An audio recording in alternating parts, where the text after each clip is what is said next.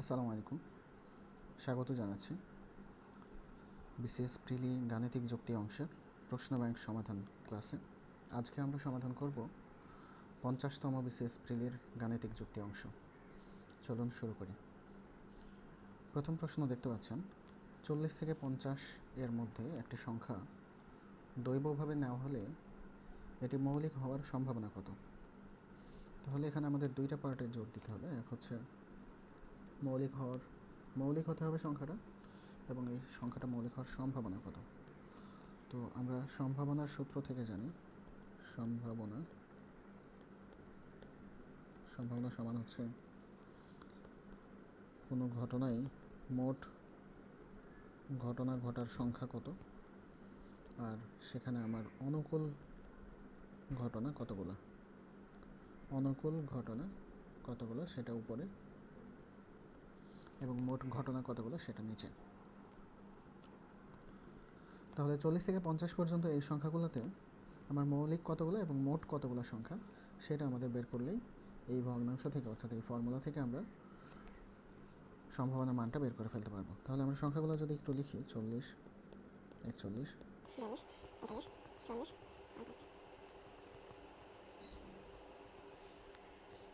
তো 40 থেকে 50 পর্যন্ত এই সংখ্যাগুলোর মধ্যে মৌলিক কোনগুলা সেগুলো আমরা যাচাই না করে আমরা যদি উল্টাটা করি, মৌলিক নয় কোনগুলা সেটা আমাদের জন্য সহজ হবে।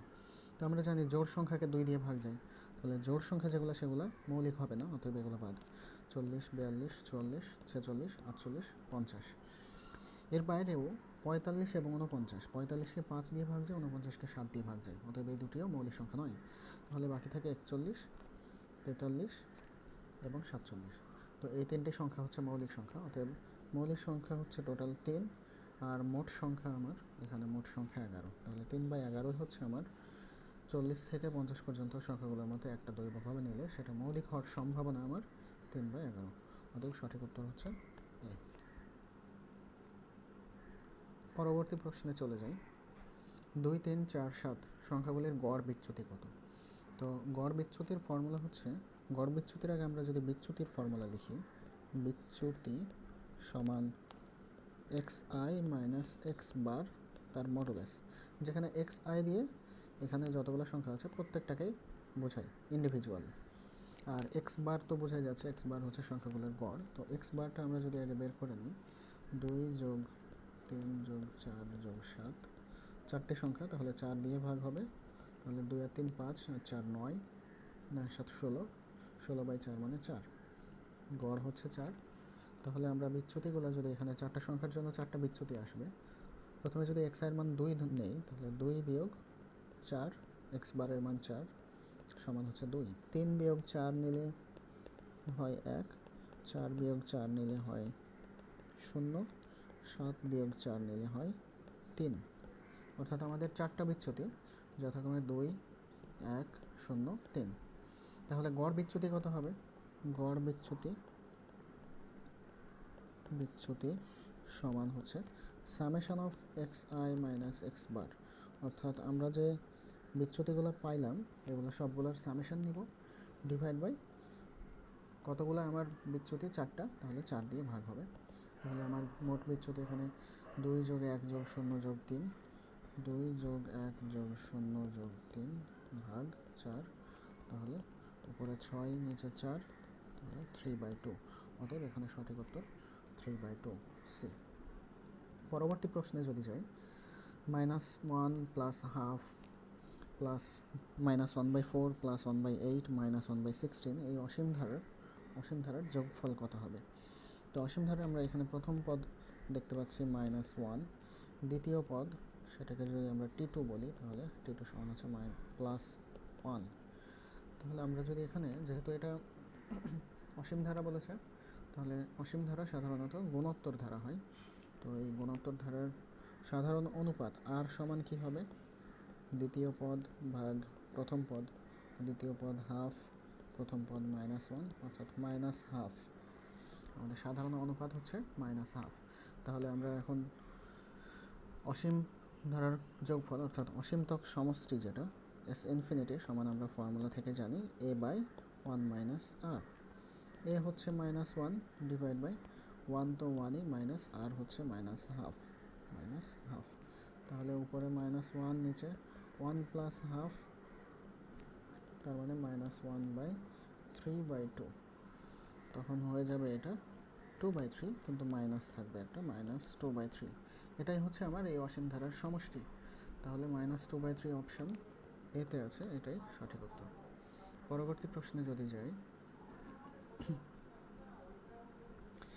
কোশ্চেন 4, 2, 3, 4 এর প্রকৃত উপসেট। একটি সেট দেওয়া আছে যেখানে 3টা উপাদান আছে। তো এরকম একটা সেট যদি থাকে যার উপাদান সংখ্যা হচ্ছে n সংখ্যক উপাদান আছে, তাহলে তার উপসেট হয় হচ্ছে 2n সংখ্যক। তবে এই 2n এর মধ্যে এই n সংখ্যক উপাদান বিশিষ্ট যে সেটটা, অর্থাৎ এ সেটটা নিজেও ইনক্লুডেড থাকে, অর্থাৎ এই যে আমরা 3টা উপাদান বিশিষ্ট যেই সেট এখানে দেওয়া আছে 2, 3, 4, তার উপাদান তাহলে 3টা, তাহলে ওর উপসেট হবে কতগুলো? 2^3, অর্থাৎ 8টা। এই 8টা কারা কারা আমরা 2টা করে যদি নেই তাহলে 2, 3, 2, 4, 3, 4, একটা করে যদি নেই তাহলে 2, 3, 4, আর একটা হচ্ছে ফাঁকা সেট। মোট হলো 3, 3, 6, আর একে 7। আর আরেকটা উপসেট এই সেটটা নিজেই, the set itself is a subset of itself. তাহলে 2, 3, 4 এই সেটটা নিজের উপসেট, তবে এই সেটটাকে নিজের যে উপসেট, এটাকে প্রকৃত উপসেট বলে না। এটা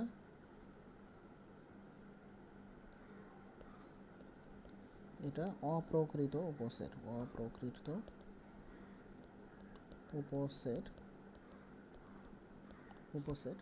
আর বাকি যে সেটগুলা এইগুলোকে বলা হয় প্রকৃত উপসেট।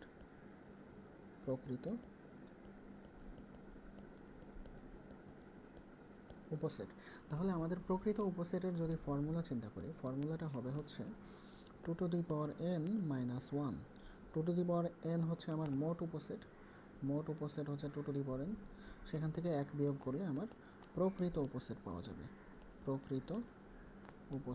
যাবে। অতএব আমাদের প্রদত্ত প্রশ্নের উত্তর হবে 2^3 - 1, অর্থাৎ 7। তাহলে এই প্রশ্নের উত্তর হচ্ছে বি। পরবর্তী প্রশ্নে যদি যাই, সেখানে বলা আছে x² - 2 plus half 1/x² to the power 7 এর বিস্তৃতিতে মধ্যপদ কততম। তো আমরা যদি মধ্যপদ বের করতে চাই দ্বিপদী বিস্তৃতিতে, এখন কথা হচ্ছে এখানে যেটা দেওয়া আছে এটা তো দ্বিপদী বিস্তৃতিতেই নাই, এখানে 3টা পদ দেখতে পাচ্ছি ব্র্যাকেটের ভিতরে। তাহলে এটা কি দ্বিপদী বিস্তৃতি বলা যাবে না। সেক্ষেত্রে এটাকে দ্বিপদী বিস্তৃতিতে আগে কনভার্ট করে নিয়ে তারপর আমরা যে ফর্মুলা জানি সেই ফর্মুলা অ্যাপ্লাই করতে হবে। তাহলে এখানে ব্র্যাকেটের ভিতরে যে অংশটা আছে, এখানে a - b হোল স্কোয়ারের ফর্মুলা হয় কীভাবে? x² - 2 ইন্টু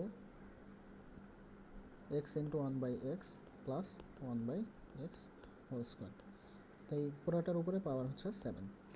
তাহলে ব্র্যাকেটের ভিতরে আমরা দেখতে পাচ্ছি a² plus 2ab plus b² এই ফর্মুলা হয়। সেক্ষেত্রে প্লাস 2ab না, -2ab, সেক্ষেত্রে a - b হোল স্কোয়ার অর্থাৎ x - 1/x হোল স্কোয়ারের ফর্মুলা হয়। এই পুরাটার উপরে আবার পাওয়ার 7 আছে। এখন পাওয়ার তার উপরে আবার পাওয়ার যদি হয় তাহলে কি হয়? পাওয়ার 2টা গুণ করা যায়। এক্ষেত্রে 2 আর 7 গুণ করলে হবে x - 1/x টু দি পাওয়ার 14। এখন কোনো দ্বিপদী বিস্তৃতির পাওয়ার যদি n হয় তাহলে সেখানে n+1 সংখ্যক পদ থাকে। পাওয়ার যদি n হয় তাহলে n+1 সংখ্যক পদ থাকে। তাহলে এখানে মোট পদ কতগুলো হবে? এখানে মোট পদ n+1 ইকুয়াল 15টি।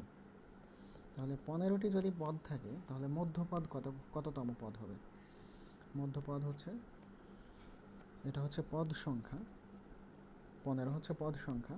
তাহলে 15 যোগ 1/2 অর্থাৎ 8তম পদ। অর্থাৎ অষ্টম পদের বামে যতগুলো পদ থাকবে অষ্টম পদের ডানেও ততগুলো পদ থাকবে। ঠিক আছে? তাহলে এখানে সঠিক উত্তর হচ্ছে অপশন সি, অষ্টম পদ। অষ্টম পদটি মধ্যপদ। পরবর্তী প্রশ্নে যদি যাই, এখানে 2x² + 3x + 1 এর ক্ষুদ্রতম মান কত হবে সেটা বের করতে হবে। তো এখানে আমরা যদি এই রাশিটাকে উৎপাদকে বিশ্লেষণ করি বা দ্বিঘাত সমীকরণ প্লাস মাইনাস সামথিং আকারে লিখতে পারি, তাহলে আমরা ক্ষুদ্রতম মানটা বের করতে পারবো। যেমন এখানে 2x² + 3x + 1 আছে।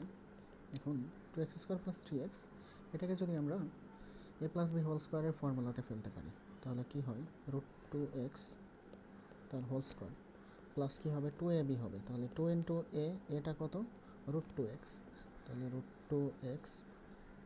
এখন এই জিনিসটা তো আমার আগের লাইন অর্থাৎ 3x এর সাথে মিলতে হবে। মেলানোর জন্য কি করব, ইন্টু 3/2√2 করলাম। তাহলে কি হবে, এই যে 2√2 এবং এই নিচের 2√2 কেটে যাবে। তাহলে থাকবে কি, থাকবে জাস্ট 3x, যেটা আগের লাইনের সাথে ম্যাচ করে। সুতরাং এরপরে যদি প্লাস 3/2√2 স্কোয়ার করি, তাহলে এই অংশটুকু আমাদের a + b² ফর্মুলা হয়। এই অংশটুকু a + b² ফর্মুলা হয়। এখন আমরা এখানে যে 3/2√2 হোল স্কোয়ার নিলাম, এইটা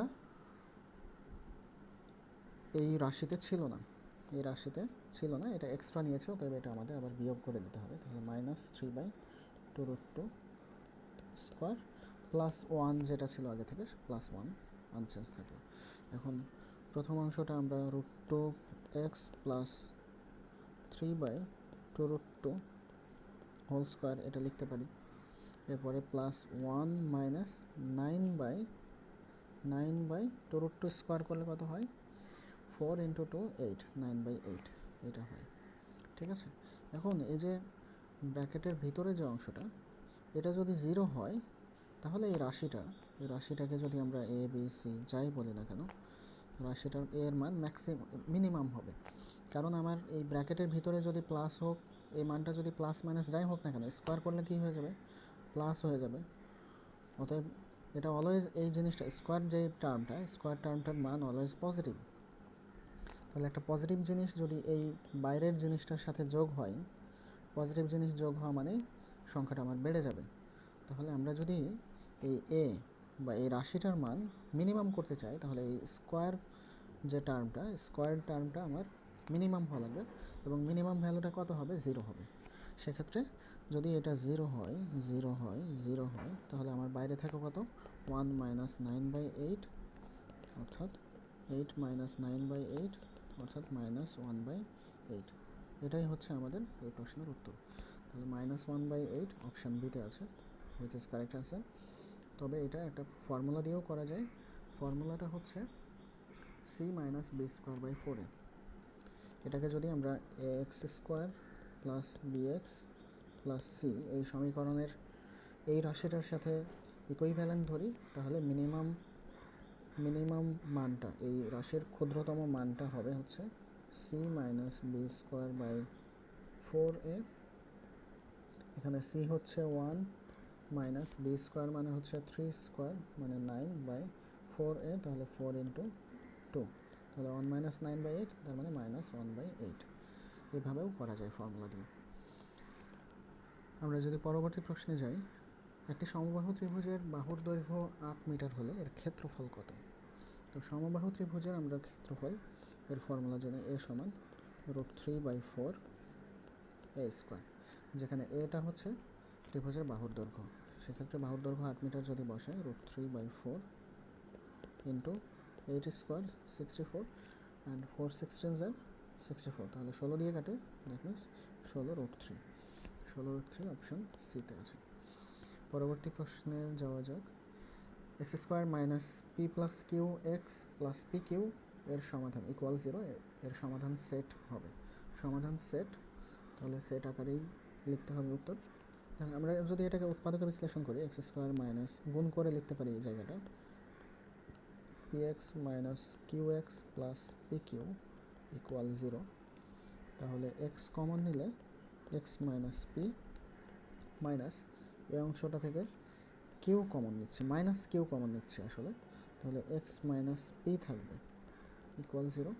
তাহলে এক্স মাইনাস পি যদি কমন নিই দুই জায়গা থেকে আমরা এক্স মাইনাস পি কমন নিচ্ছি, তাহলে প্রথম অংশে থাকে হচ্ছে এক্স এক্স মাইনাস, পরের অংশে থাকে হচ্ছে মাইনাস কিউ, তাহলে এই যে মাইনাস কিউ ইকুয়াল 0।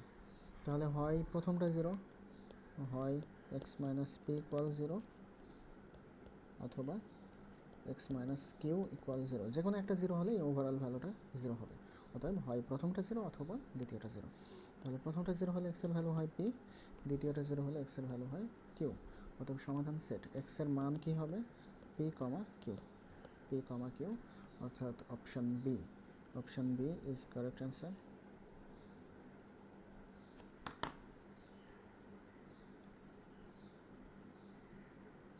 এখানে অপশান এ এবং বি দুটা একই আছে, সেক্ষেত্রে আই থিঙ্ক যে কোনো একটা দেখালেই হবে।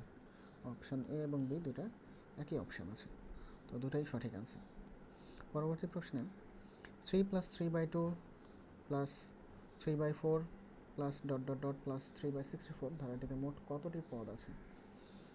তো এটা একটা গুণোত্তর ধারা। কীভাবে বুঝলাম?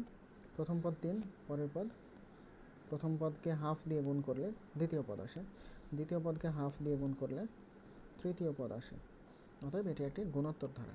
তাহলে গুণোত্তর ধারায় আমরা যদি ধরি এখানে এন সংখ্যক পদ আছে, অর্থাৎ লাস্ট পদ যেটা, সেটা হচ্ছে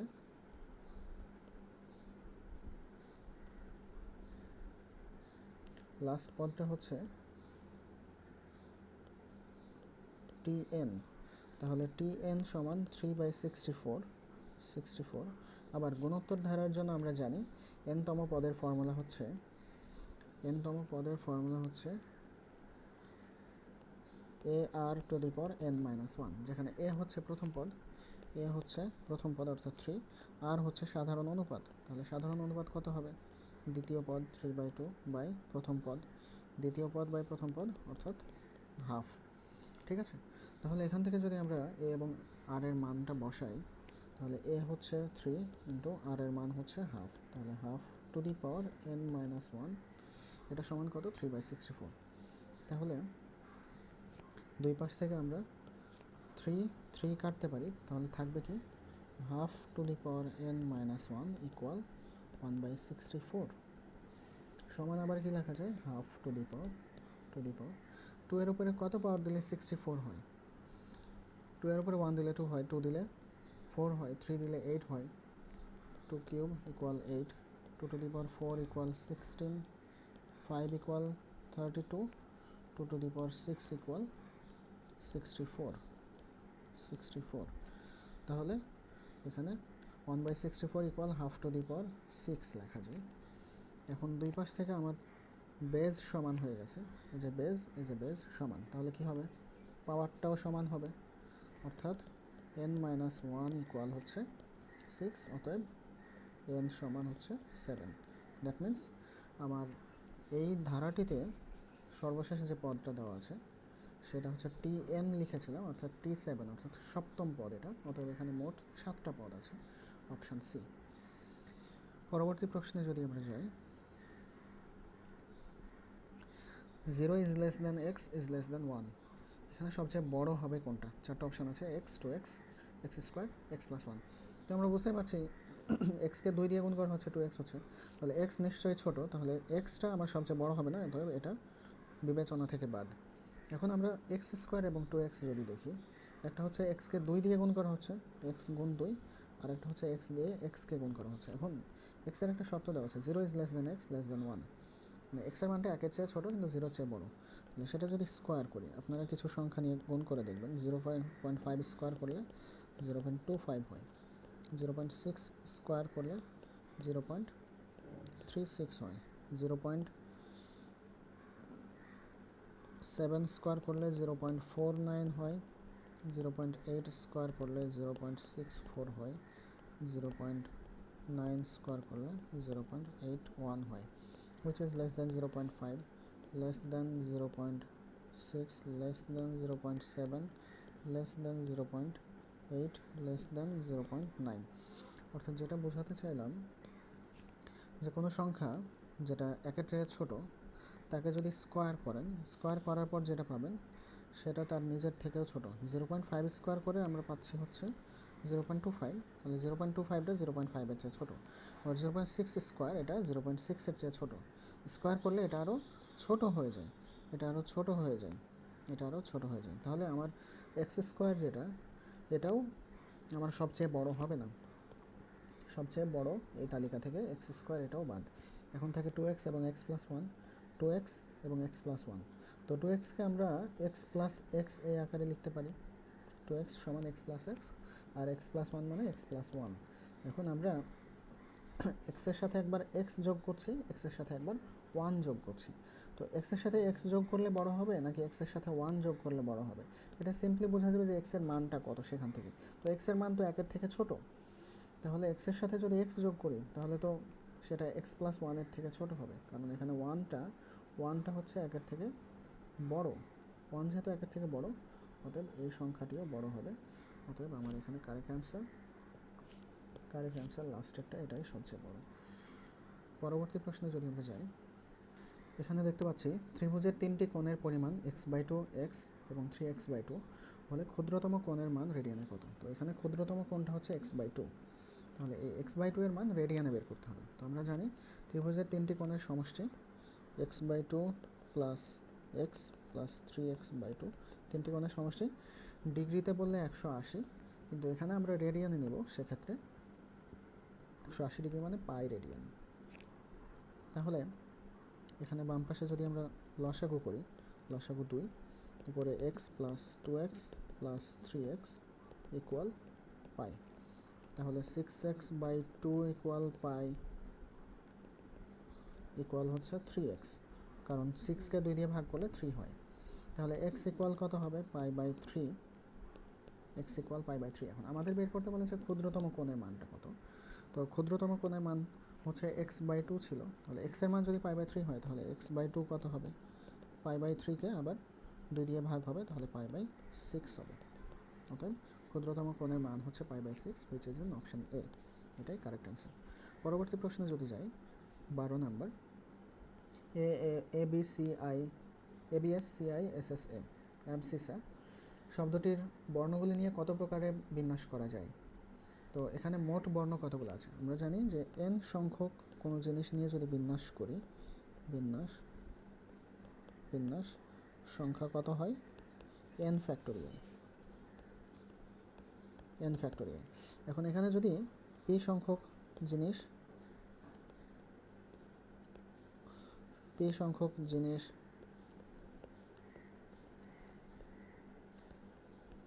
রিপিট হলে তখন p ফ্যাক্টোরিয়াল দিয়ে ভাগ হয়ে যায়, n ফ্যাক্টোরিয়াল বাই p ফ্যাক্টোরিয়ালটা নতুন বিন্যাস সংখ্যা হয়।